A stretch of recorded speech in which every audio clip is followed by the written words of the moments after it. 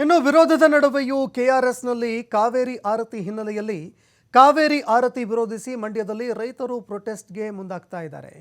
ಕಪ್ಪು ಪಟ್ಟಿ ಕಟ್ಟಿ ರೈತ ಸಂಘಟನೆಗಳು ಕೆಆರ್ಎಸ್ ಚಲೋ ಹಮ್ಮಿಕೊಳ್ತಾ ಇದ್ದಾವೆ.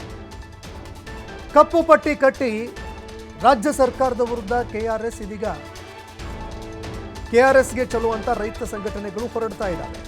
ಮಂಡ್ಯದ ವಿಶ್ವೇಶ್ವರಯ್ಯ ಪ್ರತಿಮೆ ಬಳಿ ರೈತರು ಧರಣಿ ಮಾಡಿದ್ದಾರೆ. ಹೋರಾಟಕ್ಕೆ ಮಂಡ್ಯದಿಂದ ಕೆಆರ್ಎಸ್ಗೆ ನೂರಾರು ರೈತರು ತೆರಳಿದ್ದಾರೆ. ದಸರಾ ಅಂಗವಾಗಿ ಇಂದಿನಿಂದ ಕೆಆರ್ಎಸ್ನಲ್ಲಿ ಕಾವೇರಿ ಆರತಿ ಹಮ್ಮಿಕೊಳ್ಳಲಾಗ್ತಾ ಇದೆ. 5 ದಿನಗಳ ಕಾಲ ಸಾಂಕೇತಿಕವಾಗಿ ಕಾವೇರಿ ಆರತಿ ನಡೆಯುತ್ತೆ. ಈ ನಡುವೆ ಕೋರ್ಟ್ನಲ್ಲಿ ಮಧ್ಯಂತರ ಆದೇಶ ಇದ್ರೂ ಹೇಗೆ ಮಾಡ್ತಾ ಇದ್ದೀರಿ ಅಂತ ಪ್ರಶ್ನೆ ಕೂಡ ಮಾಡಿದ್ದಾರೆ. ಡಿಸಿಎಂ ಡಿಕೆ ಶಿವಕುಮಾರ್ ರಾಜ್ಯ ಸರ್ಕಾರ ತಕ್ಷಣವೇ ಈ ಯೋಜನೆ ನಿಲ್ಲಿಸಿ ಅಂತ ಆಕ್ರೋಶ ಹೊರಹಾಕಿದ್ದಾರೆ.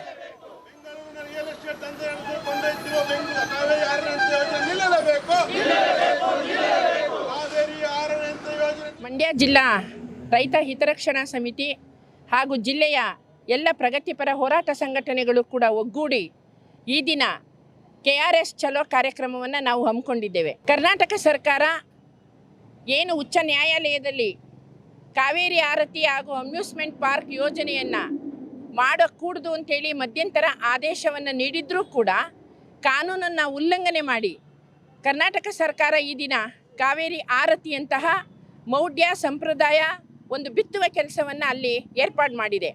ಈ ಕೃತ್ಯವನ್ನು ನಾವು ಖಂಡಿಸಿ ಈ ಒಂದು ಚಲೋ ಕಾರ್ಯಕ್ರಮವನ್ನು ಹಮ್ಮಿಕೊಂಡಿದ್ದೇವೆ.